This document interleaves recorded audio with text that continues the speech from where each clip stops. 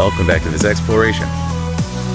We're just thrilled to have you join us as we get into the final, really crucial lessons of the workbook. Your being here, it really signifies a profound commitment to looking, honestly and without flinching at the inner workings of your own mind. It really is a privilege to share this path with you. Today, we're confronting a phenomenon that it's just foundational to the human experience, conflict. We're diving into lesson 333, and it addresses not just the existence of conflict, but the elaborate, often unconscious systems we all develop to avoid its true resolution. Right. This is really about examining that daily habit of self-deception that just keeps the battle going. Our mission today feels almost surgical, doesn't it? It does. We are here to hold up a mirror to the specific avoidance techniques we use, the evasions, the disguises, the projections, and really understand the internal price we pay for maintaining them. We want to see how we instinctively move away from true resolution and why that seemingly protective mechanism is actually our greatest obstacle to peace. And if at any point you wish to share your personal insights or questions or any reflections on the practice we talk about today, we absolutely welcome your correspondence. You can reach us via email at acim@theworldharmonyproject.org. And you can also find us on TikTok and YouTube at the World Harmony Project. Let's ground our conversation in the source material right away. We'll begin with the verbatim reading of Lesson 333. Lesson 333. Forgiveness ends the dream of conflict here. Conflict must be resolved. It cannot be evaded, set aside, denied, disguised, seen somewhere else, called by another name, or hidden by deceit of any kind if it would be escaped. It must be seen exactly as it is, where it is thought to be, in the reality which has been given it, and with the purpose that the mind accorded it. For only then are its defenses lifted, and the truth can shine upon it as it disappears. Father, forgiveness is the light. You chose to shine away all conflict and all doubt, and light the way for our return to you. No light but this can end our evil dream. No light but this can save the world. For this alone will never fail in anything, being your gift to your beloved Son. That text is it's so relentless in its honesty, isn't it? Completely. It gives us a checklist of failure, really. It details almost every single psychological maneuver we attempt when we feel triggered. It isn't interested in a philosophical debate. It's interested in exposing the methods we use to keep the battle going while we're pretending we're seeking peace. It is the ultimate critique of spiritual bypassing and emotional avoidance. We recognize that feeling immediately, don't we? We do. It's the physical thing, the tightness in the jaw, the sudden spike of heat in your neck, the instinct to physically get away from the situation. But the text forces us to confront the fact that these actions, the withdrawal, the denial, they're not resolution, they're just delay. That's precisely where we have to begin our deeper exploration. That comprehensive list of human defenses against genuine resolution. The lesson starts with the most straightforward one. Evasion. Conflict cannot be evaded or set aside. And evasion is so incredibly common because we often mistake it for maturity or spirituality. Yes. I know I spent years confusing avoiding confrontation with achieving peace. If my spouse said something that triggered me and I chose silence, I actually believed I had practiced patience. But what the lesson is showing us is that silence rooted in fear or suppression is just storing the conflict internally. The key distinction here is the internal cost. It has to be. Explain that. Well, genuine peace feels expansive. It's relaxing. Evasion is contraction. It's a tightening. When we choose to just set aside a conflict, let's say you have an argument with a relative, and instead of resolving the tension, you just agree to only discuss safe topics at the next holiday. The weather. Exactly. You've created an internal pressure cooker. Yeah. The conflict is not gone. It is simply locked in the basement of the mind, and it's gathering power, just waiting for the perfect trigger to explode later on. And the mind is so clever at finding ways to discharge that stored aggression without ever looking like it's fighting. Oh, absolutely. That's why the text specifies hidden by deceit of any kind. We see the passive-aggressive behaviors, the cold shoulder, the sighing. We're discharging the conflict energy without ever looking at the source of it. So the conflict stays fully intact, but now it's shifted from an external argument to an internal infection. And that leads us directly to the next defense mechanism, denial. Conflict cannot be denied. So while evasion is about physically stepping away, denial is about mentally constructing a whole protective narrative.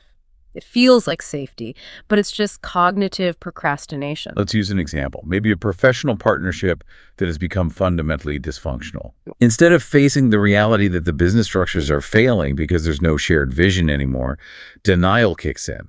We tell ourselves, oh, it's just market instability, or we're both just so overwhelmed by external factors, we deny the core of the dysfunction. And denial is so dangerous because it prevents that necessary, often painful recognition of loss or change. To admit the relationship or the business is failing means confronting fear. The fear of being alone, the fear of financial insecurity, the fear of having wasted your time. So denial invents a temporary, comfortable lie, that rough patch narrative that allows the mind to maintain the status quo. It lets you avoid the difficult dismantling that's required for any real resolution. It's the ego's way of preserving its identity. That makes perfect sense. If the ego structure is built on being the successful partner or the patient parent or the perfect friend, then any conflict that threatens that image has to be denied. Right. The ego would rather maintain the fantasy of perfection than deal with the messy reality of relational failure. And this denial, it's a massive drain on your mental energy, and it only serves to delay the inevitable moment of reckoning. And moving from denial, we get into an even subtler form of deception, disguise. Conflict cannot be disguised. This involves recognizing the feeling of conflict, but then wrapping it in an acceptable costume so that it appears benign or even beneficial. This is where we start wrapping attacks in noble excuses. Yeah. I mean, the example of the jealous colleague is so powerful. It is. You feel a flash of threat because your coworker received praise you feel you deserved. That is internal conflict. The defense kicks in.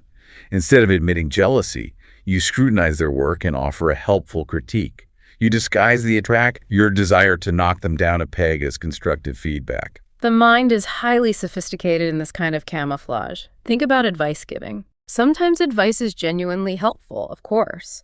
But frequently, when we jump in to offer unsolicited advice, particularly to someone who is doing well, the underlying motivation is a form of conflict. It's, I need to assert my superiority or my relevance over your success. Wow. It's a subtle attack disguised as support. And the deeper psychological payoff is maintaining a superior position. And right along with disguise is the instruction that conflict cannot be called by another name. Yeah. This is about vocabulary, but it's also about emotional dishonesty. We have to look at our dictionary of avoidance. We almost never say, I am angry and I feel attacked. No. Instead, we use softer, more justifiable terms. If a situation makes us feel guilty, we call it stress. If we feel jealous, we call it concern. The name we choose is never neutral, is it?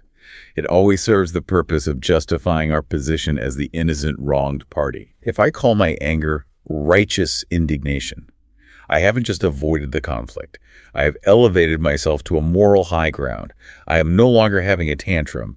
I'm defending fundamental principles. The name is serving the purpose of separation. And this brings us to one of the most powerful and insidious defenses. Projection. Conflict cannot be seen somewhere else.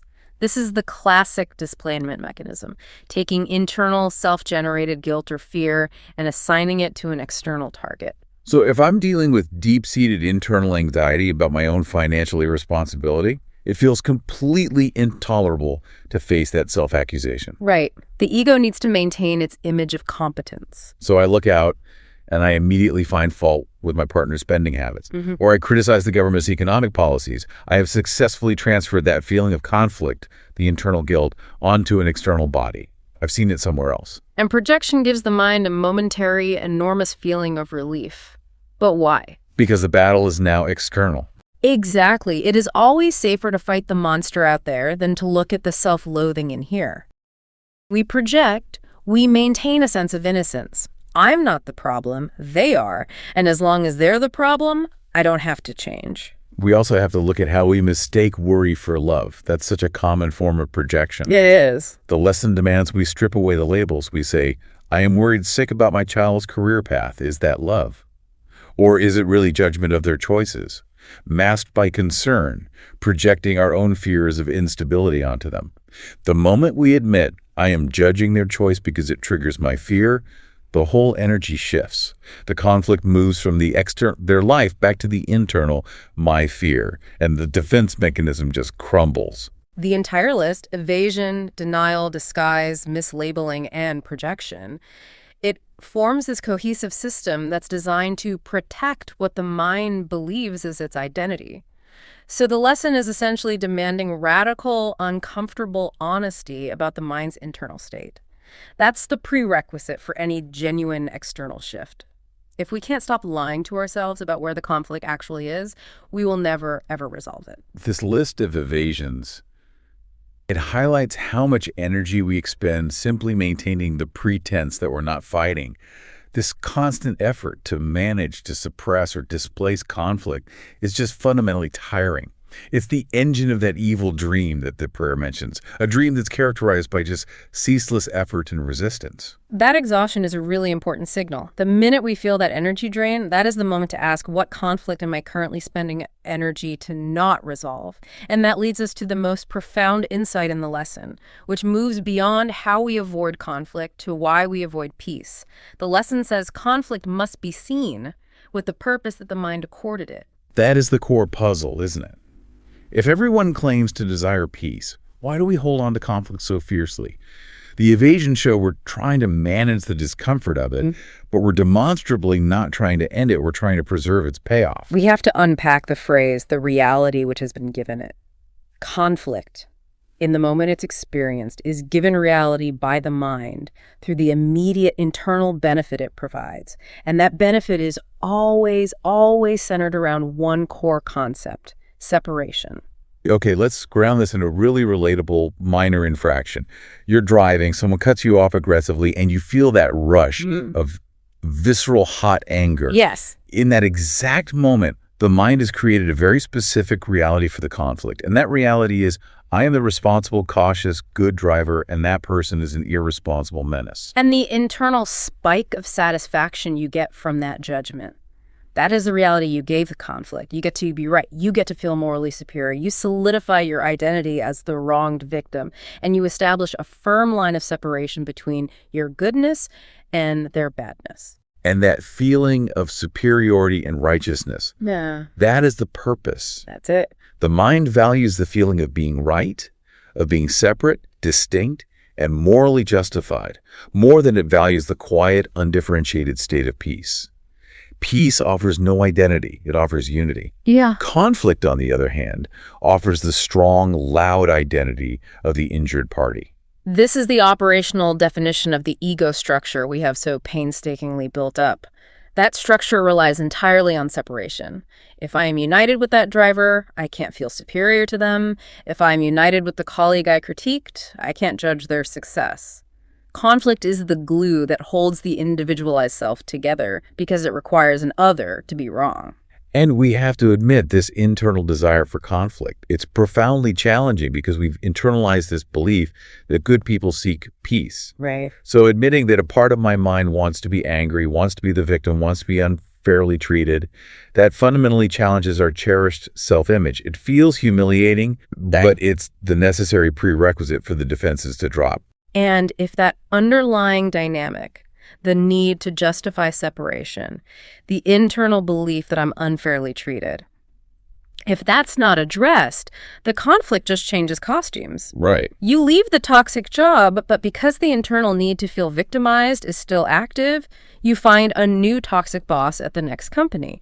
The face changes, the setting changes, but the core conflict remains because it was never seen exactly as it is, as a self-serving mechanism of separation in your own mind. We so often try to resolve conflict through time or distance. We think ignoring an awkward relative for years means the issue has gone away. We think moving across the country resolves the tension with our parents. But the lesson is this strict reminder that geography does not heal psychological wounds. Distance is just another form of evasion. If we carry the unresolved resentment with us, we're just carrying the materials required to rebuild that exact same conflict in the new location. We have to abandon the idea that escape is possible without looking. As we said earlier, you can't escape a room by closing your eyes and pretending the door is open. Escape requires finding the door, and that door is looking at the conflict without flinching and saying, I'm the one giving this reality. So if all the old strategies, the evasion, the denial, the running, are proven failures, what does the functional application actually look like in the real world? How do we start to lift those defenses? The application is radically internal. It's not about changing the external situation, although that might happen later on. It's about pausing in the moment of the trigger and redirecting your attention from the external world, the socks on the floor, the rude email, to the internal reaction. So the first step is honesty, which means stopping the lie immediately. If I am gripping the steering wheel in traffic, just fuming, the application is not to force myself to feel love for the other driver. Correct. That would be hiding by deceit, right? Exactly. Fake forgiveness is just a disguised attack. The honest first step is a frank admission. I am experiencing acute conflict right now. I am angry, and I have chosen to lose my peace. And I am blaming this external situation for a state of mind that I have chosen. And then the second step is looking at the purpose. What purpose did my mind accord this anger? The immediate answer is usually something like, it's making me feel superior. My mind wants to hold on to this feeling of righteous offense because that is the reality it has chosen. Let's walk through a detailed, layered example of, say, a social conflict. Imagine you have a friend who constantly cancels plans at the last minute. Okay, that's relatable. And this triggers a massive feeling of being disrespected and rejected. The initial impulse would be evasion or denial. I'll just stop inviting them, or, oh, they're just so busy, it's not personal. But if we engage this process from Lesson 333, we pause during the next cancellation. Step 1, admission. I feel conflict. I feel intensely rejected and angry right now. Step 2, purpose. What is the purpose of this anger? If you are rigorously honest with yourself, you might find that the purpose is to fuel a core identity.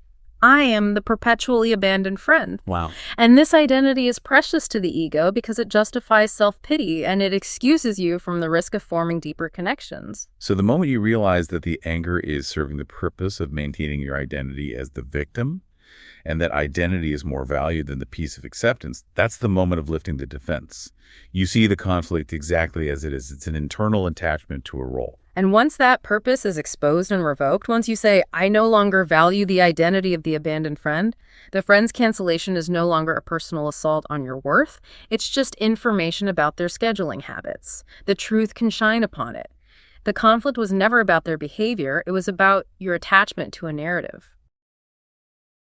This clarity, this illumination of not lying to yourself anymore, that is what the prayer calls the light. The light is not some mystical visitation. It's the radical honesty that exposes the self-serving purpose of the conflict. It's the moment you choose sanity over your chosen insanity. And the power of the word here in the lesson is just paramount. Forgiveness ends the dream of conflict here. Yes. It means the resolution is not dependent on your sibling apologizing or the bad driver reforming or the toxic boss changing their ways. The resolution happens in the mind in this instant of recognition and correction. We are the dreamer. The evil dream that the prayer refers to is the entire experience of separation, fear, and battle. If we're dreaming up a battle, we can only wake up by recognizing the battle as a dream, not by winning the fight within the dream. Forgiveness is that turning inward to correct the error in perception, the error of believing the conflict is external and serves some kind of benevolent purpose.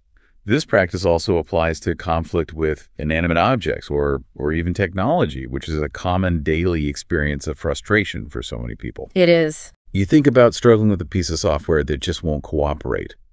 The conflict is immediate.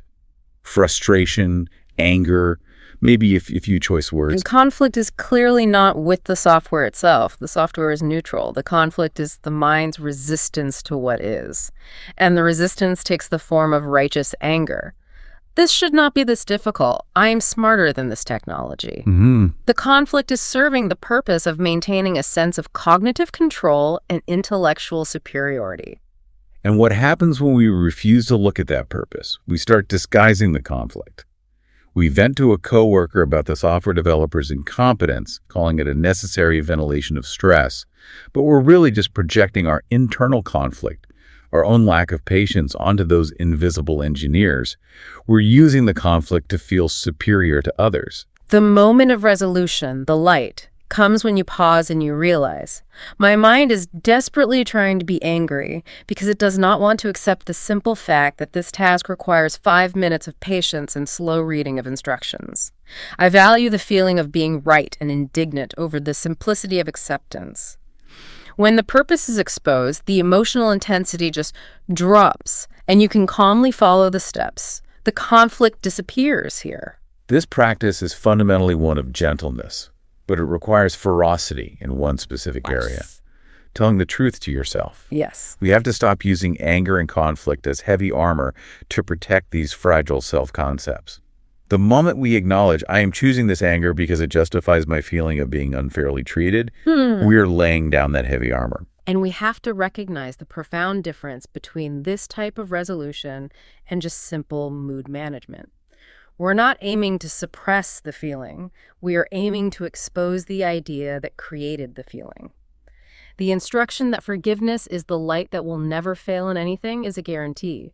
It guarantees that if you apply honesty to expose the purpose of the conflict must resolve because its function for the ego has been nullified. So this means we have a choice at every single moment of trigger. The fight, the blame, the denial, we have tried those methods for decades and they have failed to bring lasting peace. The alternative is this quiet internal act of honest exposure, looking at the conflict, admitting its self-serving purpose, and releasing the value we placed on separation. And this continuous practice is the pathway out of the evil dream. The dream is sustained by our belief in conflict as real and beneficial. We begin to wake up simply by noticing the moments we choose to hold on to the self-justification provided by the conflict. It's a subtle shift, but its effects are radical. So, as you move through your day, our invitation to you is to watch for the subtle ways conflict is being tucked away. It might be the sudden onset of fatigue when a challenging task appears, or the sarcasm you inject into a conversation, or the tendency to scrutinize the errors of others in the news. And don't judge the observation, just note it. Say to yourself, I'm trying to disguise conflict here, and the purpose is to make me feel better about myself. Trust what you find when you look with love. This process of uncovering deception is not about self-punishment. It is the most loving act you can perform for yourself because it restores your peace. You're exchanging the heavy, draining labor of conflict management for the lightness of simple honesty. The process of looking, admitting the purpose, and revoking that purpose is the only way to return to peace. This light of honesty is the gift that will never fail us. It is the single way out of the suffering we choose. We walk this path together. Before we conclude, here is a provocative thought for you to carry into your day. What is the most common other name you use for your anger? The term you use that makes your anger justifiable or noble? And what specific purpose is that name serving? Does it allow you to feel superior, victimized, or innocent? Keep looking, keep practicing gentleness toward yourself, and trust what you find when you look with clarity. If you want to share your thoughts on today's exploration or have any questions about the practice, please email us at ACIM@theworldharmonyproject.org. You can also follow us on TikTok and YouTube at The World Harmony Project.